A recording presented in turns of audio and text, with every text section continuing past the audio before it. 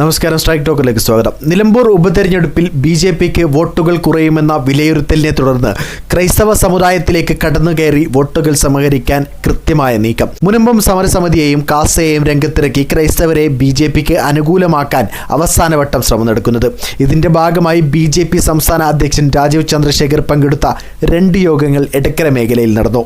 കേന്ദ്രമന്ത്രി ജോൺ കുര്യൻ, ഷോൺ ജോർജ്, അനിൽ ആന്റണി എന്നിവരാണ് സഭാ നേതൃത്വങ്ങളെ പാർട്ടിക്ക് അനുകൂലമാക്കാൻ അണിയറയിൽ കരുനീക്കുന്നത്.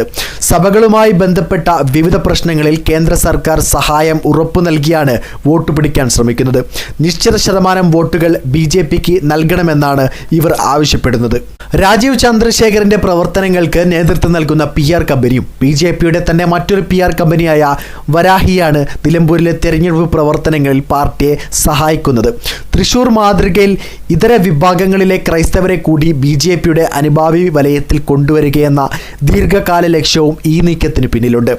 ഇടതു വലത് മുന്നണികൾ മുസ്ലിം പ്രീണനം നടത്തുന്നവരെന്ന ആരോപണം ആവർത്തിച്ച് ക്രൈസ്തവരെ ബി.ജെ.പിയുടെ സഹയാത്രികരാക്കാനാണ് ശ്രമം. ഇതിനായി കാസ പ്രവർത്തകർ ലഘുരേഖകളുമായി വീടുകൾ കയറിയിറങ്ങുന്നുണ്ട്. കഴിഞ്ഞ ലോക്സഭാ തെരഞ്ഞെടുപ്പിൽ പ്രത്യക്ഷമായി ബി.ജെ.പി സഹായിച്ച SNDP യോഗ പ്രസിഡന്റ് വെള്ളാപ്പള്ളി നടേശൻ നിലമ്പൂർ ഉപതെരഞ്ഞെടുപ്പിൽ LDFിനൊപ്പമാണ്. ആ നിലയ്ക്ക് ഈഴവ വോട്ടുകളിൽ ഭൂരിപക്ഷവും LDFിന് പോകുമെന്നാണ് ബി.ജെ.പിയുടെ വിലയിരുത്തൽ. 2026 നിയമസഭാ തെരഞ്ഞെടുപ്പിൽ ബി.ജെ.പിയുടെ കേരള പ്ലാൻ വിജയിപ്പിക്കണമെങ്കിൽ SNDPയുടെ സഹായം ആവശ്യമാണ്. ആ നിലയ്ക്ക് വെള്ളാപ്പള്ളിയുടെ അപ്രീതി ക്ഷണിച്ചു വരുത്തുന്ന ഒന്നും പാർട്ടിയോ പരിവാർ സംഘടനകളോ ഭാഗത്തു നിന്ന് ഉണ്ടാവരുതെന്ന് RSS നിർദ്ദേശമുണ്ട്.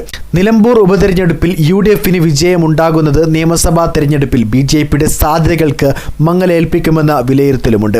2016 നിലമ്പൂരിൽ BDJS മത്സരിച്ചപ്പോൾ ലഭിച്ച 12,000 വോട്ടുകൾ ഇക്കുറി ബി.ജെ.പിക്ക് ലഭിക്കാനിടയില്ലെന്നാണ് വിലയിരുത്തൽ. ഭൂരിപക്ഷ വോട്ടുകൾ ലക്ഷ്യമിട്ട് CPM പ്രചാരണം ശക്തമാക്കിയതിനാൽ വോട്ട് ഉയർത്താനുള്ള ബി.ജെ.പി ശ്രമം ഫലം കാണാനിടയില്ല. പാർട്ടിയുമായി ബന്ധമില്ലാത്ത ക്രൈസ്തവ സ്ഥാനാർത്ഥിയെ കളത്തിലിറക്കിയതിനാൽ മേൽജാതി വോട്ടുകൾ നഷ്ടപ്പെടാനിടയുണ്ട്. UDFിന്റെ പരമ്പരാഗത വോട്ട് ബാങ്കായ കുടിയേറ്റ കുടുംബങ്ങളിലേക്ക് കടന്നുകയറി ബി.ജെ.പി നീക്കത്തിന് തടയിടാൻ KPCC പ്രസിഡന്റ് സണ്ണി ജോസഫ് നേരിട്ടിറങ്ങിയിട്ടുണ്ട്. കേന്ദ്രമന്ത്രി ജോൺ കുര്യൻ കിണഞ്ഞു ശ്രമിച്ചെങ്കിലും കത്തോലിക്ക വിശ്വാസികളിലേക്ക് നുഴഞ്ഞു കയറാൻ ബി.ജെ.പിക്ക് സാധിച്ചില്ലെന്നാണ് KPCC വിലയിരുത്തൽ. വീഡിയോ ഇഷ്ടമായ ലൈക്ക് ചെയ്യുക, നിങ്ങളുടെ അഭിപ്രായം രേഖപ്പെടുത്തുക. കൂടുതൽ വീഡിയോസുകൾക്കായി ഈ ചാനലിലൂടെ തന്നെ സബ്സ്ക്രൈബ് ചെയ്യുക. This is strike talk signing off.